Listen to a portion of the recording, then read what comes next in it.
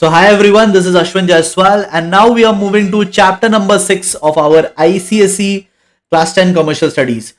Chapter बहुत छोटा है बट इसमें 5 बहुत हाईली कॉन्सेप्चुअल टॉपिक्स है. मैं आपको सारे के सारे ऑल 5 कॉन्सेप्ट्स यहां पे बहुत सिंपल वे में समझा दूंगा.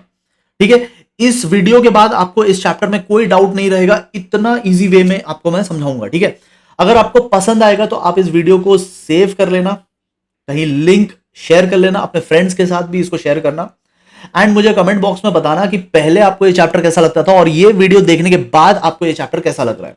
जो भी इंपॉर्टेंट कीवर्ड्स है वो सब मैंने हाईलाइट, बोल्ड, अंडरलाइन आपके लिए कर रखा है. एग्जाम में आपको ये सब वर्ड्स, कीवर्ड्स लिख करके आना है.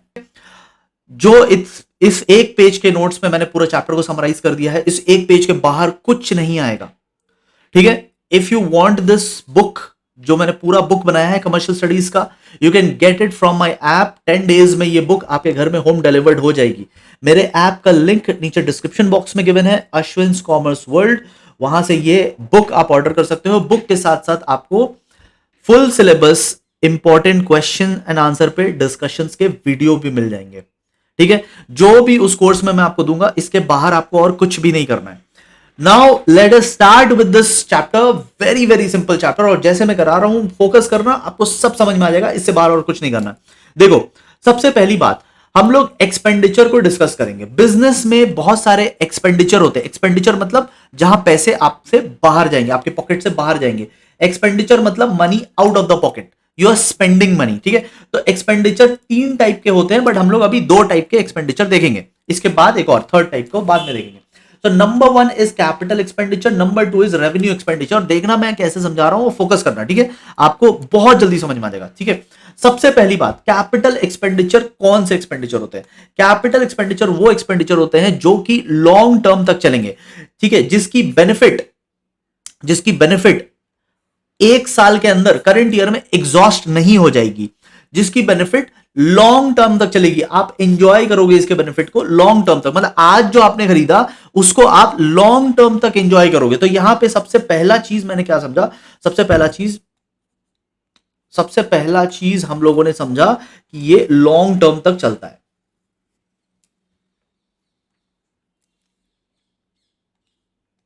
So the first thing that I understood कि ये लॉन्ग टर्म तक चलेगा.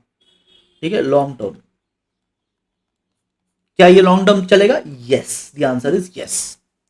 ये हमने पहला चीज समझा. अब सर ये बताओ कि ये खर्चे हम लोग करते किस पे हैं? तो ये खर्चे हम लोग ऐसी चीजों पे करते हैं. लैंड पे, आज आपने जमीन खरीदा तो जमीन तो हमेशा चलेगा. ठीक है, बिल्डिंग पे, आज आपने बिल्डिंग खरीदा तो बिल्डिंग तो 50 साल तक चलेगा. ठीक है, प्लांट यानी कि छोटी फैक्ट्रीज, जो छोटे छोटे फैक्ट्रीज होते हैं ना, उनको बोलते हैं प्लांट. तो एक बार आपने फैक्ट्री लगाया तो फैक्ट्री 25 साल तक चलेगी. तो ये ऐसी चीजें होती है. ऐसी चीजें, सर ऐसी चीजों को बोलते क्या है? ऐसी चीजों को हम लोग बोलते हैं fixed assets. These things are called fixed assets. ये हम लोग अकाउंट्स के चैप्टर में, नेक्स्ट चैप्टर में, चैप्टर 7 में डिटेल में समझेंगे. अभी मैंने आपको शॉर्ट में समझा दिया कि जो चीजें मल्टीपल ईयर्स तक चलेगी, जैसे कि लैंड, जैसे कि बिल्डिंग, जैसे कि प्लांट, जैसे कि मशीनरी, ऐसी चीजें, मशीन्स जो कि 5 साल, 10 साल, 20 साल, 50 साल लॉन्ग टर्म तक चलती है, ऐसी चीजों को हम लोग बोलते हैं फिक्स्ड एसेट्स. तो क्या कैपिटल एक्सपेंडिचर हम लोग फिक्स्ड एसेट्स पे करते हैं? यस. ऐसे खर्चे जो हम लोग लॉन्ग टर्म के लिए कर रहे हैं, ऐसे खर्चे जो हम लोग फिक्स्ड एसेट्स में कर रहे हैं, ऐसे खर्चों को बोलते हैं कैपिटल एक्सपेंडिचर. तो सर ये खर्चे क्या हम लोग बार बार करते हैं? Obviously not. ये सब तो लॉन्ग टर्म है. ये सब तो लॉन्ग टर्म है, यानी कि ये सब नॉन रेकरिंग इन नेचर है. नॉन रेकरिंग का मतलब है नॉन रिपीटेटिव. लिख लेना वहां पे. ठीक है, जो भी मेरा बुक फॉलो कर रहे हैं, बुक इस तरीके से बनाया है कि आप आसपास में कुछ लिख सको और बार बार इसको पढ़ना. ठीक है, नॉन रेकरिंग मतलब नो रिपीट. आपको बार बार रिपीट करने की जरूरत नहीं है. एक बार बिल्डिंग खरीद ली, 50 साल तक चलेगा. एक बार मशीन खरीद लिया, 15 साल तक चलेगा. तो ये सब बार बार रिपीट होने वाली चीजें नहीं है. These are non recurring in nature. तो कैपिटल एक्सपेंडिचर आपको समझ में आया? लॉन्ग टर्म खर्चे फिक्स एसेट्स पे एंड नॉन रिपीटेटिव. ठीक है, अच्छा, रेवेन्यू एक्सपेंडिचर क्या होता है? रेवेन्यू एक्सपेंडिचर वो होता है जो कि लॉन्ग टर्म के लिए नहीं होता. तो लॉन्ग टर्म में no, these are not for long term, these are short term. 15 दिन का खर्चा, 1 वीक का खर्चा, 10 डेज का खर्चा। अच्छा, लॉन्ग टर्म मतलब क्या होता है? लॉन्ग टर्म मतलब more than 1 year. Long term मतलब मोर देन 12 मंथ्स, उसको बोलते हैं लॉन्ग टर्म। तो क्या ये लॉन्ग टर्म है? ये लॉन्ग टर्म नहीं होते, ये छोटे छोटे खर्चे होते हैं, ये हम लोग शॉर्ट टर्म के लिए करते हैं। जैसे कि आपने प्रिंट करने के लिए, ऑफिस में प्रिंट करने के लिए आपने A4 साइज का पेपर मंगाया, लिखना है, एग्जाम्पल्स लिखने हैं, तभी तो दिमाग में बैठेगा। जो मैं लिख रहा हूं वो आपको भी लिखना है, ठीक है?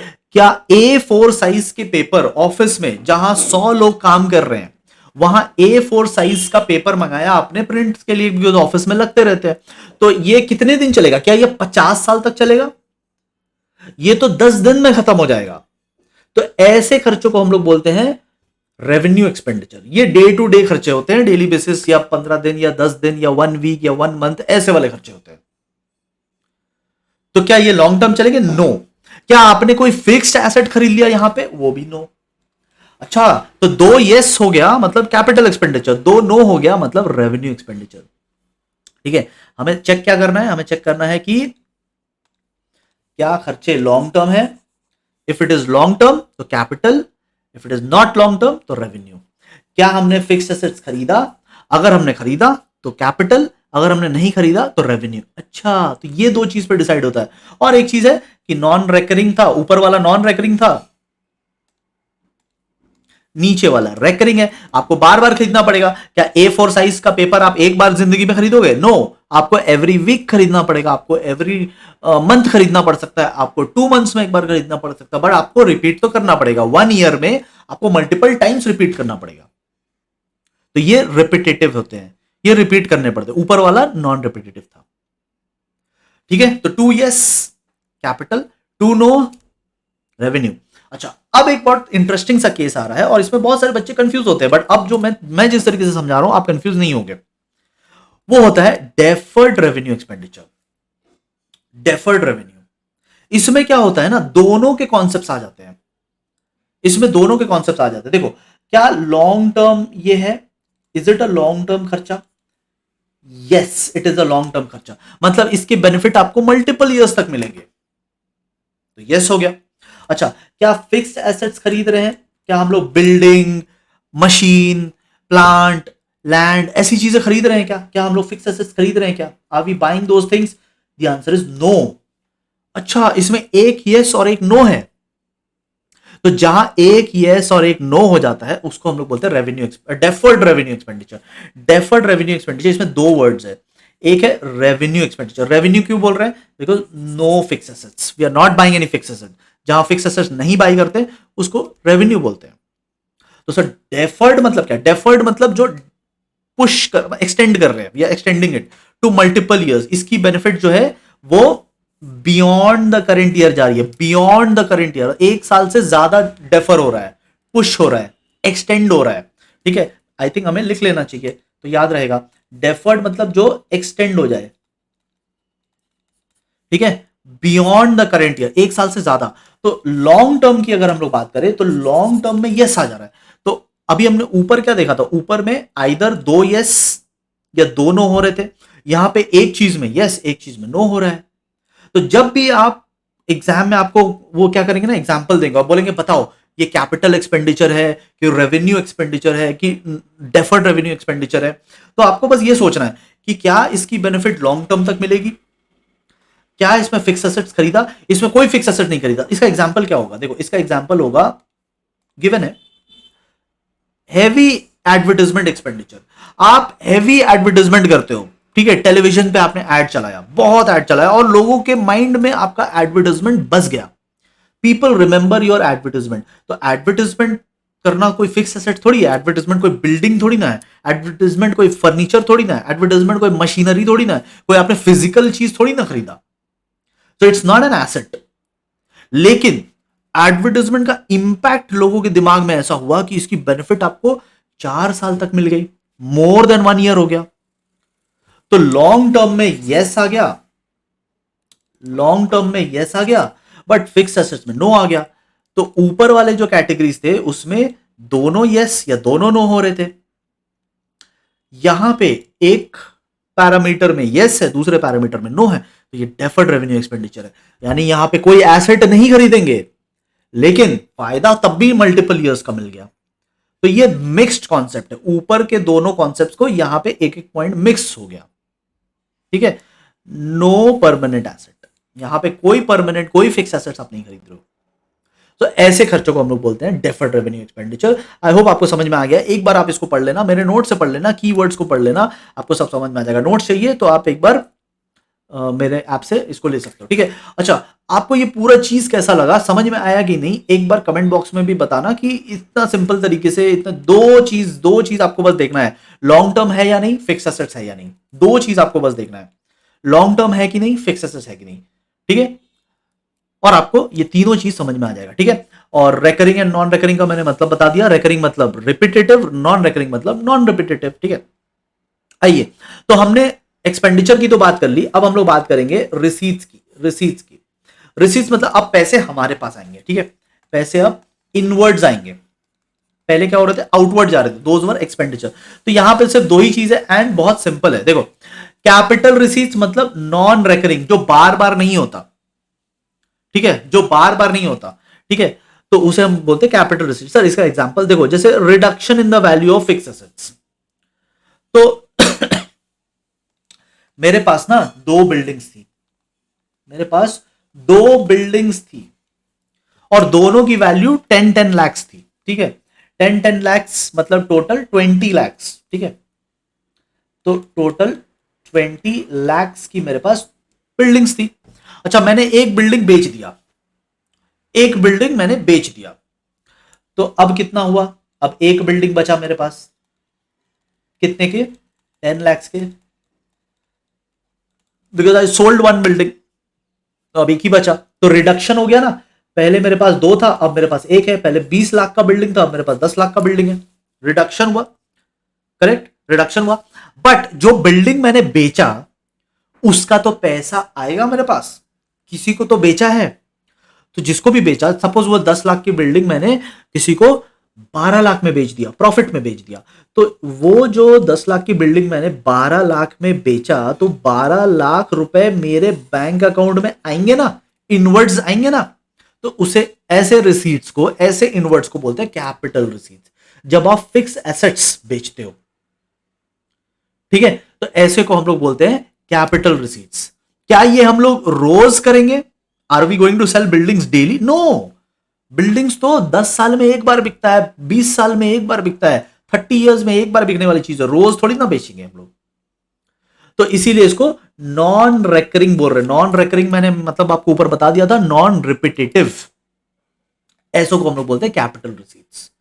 तो पैसा आ रहा है बट 25 साल में एक बार आ रहा है। अच्छा, दूसरा होता है रेवेन्यू रिसीट्स, इसमें भी पैसे आएंगे, इसमें भी पैसे आएंगे, बट इसमें पैसे नॉर्मल कोर्स में आएंगे, रेगुलरली आएंगे। नॉर्मल कोर्स यानी कि रेगुलरली, रेगुलर पैसे रेगुलर आएंगे। प्लीज लिखते रहना, ठीक है, लिखते रहना, उसका एक अलग इंपॉर्टेंस है। अभी नहीं समझ में आएगा बट जब एग्जाम के लिए पढ़ने बैठोगे ना, तब समझ में आएगा लिखने का क्या इंपॉर्टेंस है, ठीक है। Why I right so much, why I underline so much, क्यों मेरा नोट्स ऐसा दिखता है। देखो, जिस स्टूडेंट का भी नोट्स ऐसा दिखेगा ना, उसको समझ में आ जाएगा कि उसने कितनी पढ़ाई की है। आपका नोट्स ऐसा दिखना चाहिए। हाइलाइटर खरीदो, ये स्कूल का बुक नहीं है, इसमें हाइलाइटर चला सकते हो। स्कूल वाले बुक में पेंसिल से मार्क करते रहना, क्योंकि आपका टीचर गुस्सा हो जाता है पेन चलाने से। बट यहां पे ये मेरा बुक है, इसमें आप धमाका करो, इसमें आप होली खेल लो, ठीक है। मल्टीपल कलर्स, इसका एक अलग इंपैक्ट होता है। You won't understand it while studying, you will understand it while preparing for your exam. तब जब ये सीन दिखेगा ना आपको, तब मजा आएगा और देख के लगेगा हाँ पढ़ाई हुआ है। पूरा ब्लैंक रहता तो समझ में नहीं आता पढ़े पढ़े हैं कि नहीं।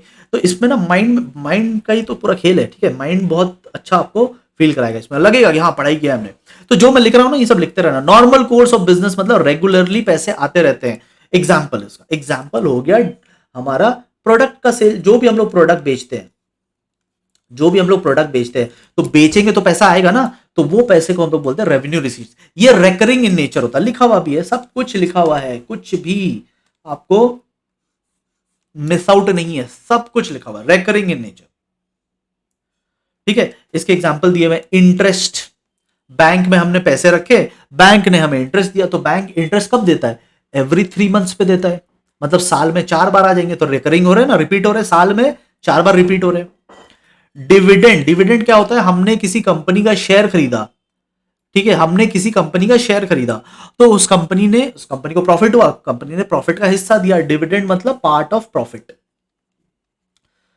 पार्ट ऑफ प्रॉफिट, ठीक है। और एग्जांपल क्या हो सकता है? रेंट रिसीव्ड, हमने कोई घर रेंट पे लगा दिया, उससे हमें एवरी मंथ रेंट आ रहा है, तो साल में 12 बार रेंट आएगा, रिपीट हो रहा है, तो ये सब खर्चे रिपीट होते हैं, ऊपर वाले रिपीट नहीं होते, बट दोनों ही इनवर्ड्स आ रहे हैं। तो ये चैप्टर के मैंने आपको सारे कॉन्सेप्ट समझा दिए। जिसको भी क्वेश्चन एंड आंसर करना है, competency focused questions, competency based questions जो अब आपके एग्जाम में आ रहे हैं, एनालिसिस बेस्ड क्वेश्चंस, ये सब मैं अपने ऐप में करवा रहा हूं। जहां से आपको बुक खरीदना है उसी में ये सब मैं आपको करवाऊंगा, ठीक है। जितने भी थोड़े एनालिसिस बेस्ड क्वेश्चन है, इवैल्यूएशन बेस्ड क्वेश्चन है, ये सब मैं आपको वहां पे समझाऊंगा। एंड जो मोस्ट इंपॉर्टेंट एमसीक्यूज रहेंगे आपके एग्जाम के लिए, ये सब भी मैं वहां पे आपको सॉल्व करवाऊंगा, ठीक है। तो चैप्टर तो पूरा मैंने यहां पे समझा दिया, बहुत लोगों के लिए यही काफी है, बट जिनको फुल्ली प्रिपेयर्ड होना है एग्जाम के लिए, वो उस कोर्स का पार्ट बन सकते हैं। उसी कोर्स में आपको बुक भी मिल जाएगा, तो एक्स्ट्रा कुछ नहीं करना है। जो बुक के लिए आप खरीद रहे हो जो कोर्स, उसी कोर्स में आपको क्वेश्चन एंड आंसर डिस्कशंस मिल जाएंगे। वहां बहुत सारे एमसीक्यूज मैं अलग से भी डाल रहा हूं, ठीक है। तो इसके बाहर का आपको कुछ भी नहीं करना होगा, ठीक है। Just use this book, just do those questions which I am giving in the app, that's it, nothing outside. आपको कुछ और एक्स्ट्रा करने की जरूरत नहीं पड़ेगी, ठीक है। सो आपको ये चैप्टर कैसा लगा, समझ में आया कि नहीं? नोट्स देखो कितना हमने होली खेल लिया है इस नोट्स के साथ, ठीक है। हम लोग मिलेंगे नेक्स्ट चैप्टर के साथ, very important chapter coming up, chapter number 7, जहां पे मैं आपको अकाउंट्स करना सिखाऊंगा, ठीक है।